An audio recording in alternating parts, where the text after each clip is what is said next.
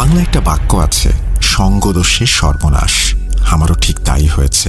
আমার নাম হাসান, ছদ্মনাম। এখানে আমি সবই ছদ্মনাম ব্যবহার করছি।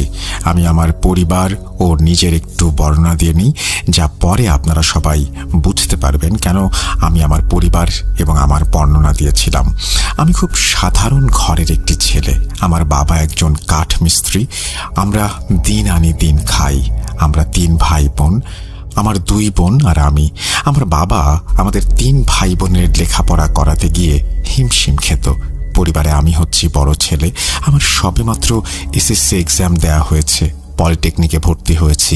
আমি ভাবছিলাম একটু একটু করে আমার স্বপ্ন পূরণ হচ্ছে। এখন আমি কিছু টিউশনি করব এবং আমি আমার বাবার পাশে দাঁড়াবো। কিছুটা হলেও বাবার উপকার হবে। সাল 2021।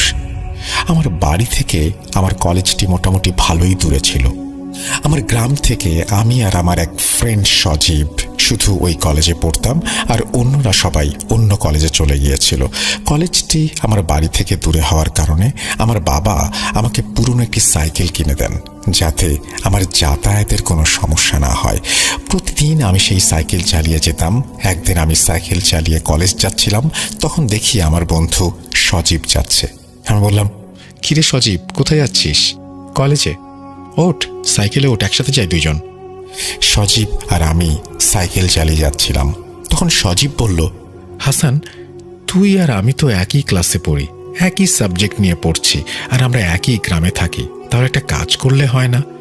আমি বললাম, কি কাজ? সজীব বলল, কাল থেকে তুই আর আমি একসঙ্গে সাইকেলে করে কলেজে যাব।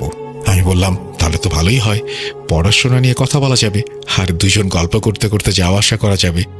সজীব বলল, এভাবেই কেটে গেল বেশ কিছুদিন। একদিন সজীব আমাকে বলল, হাসান, তোকে একটা গুরুত্বপূর্ণ কথা বলতে চাই। আমি বললাম, বল, কোনো সমস্যা হয়েছে? না। তাহলে কি হয়েছে?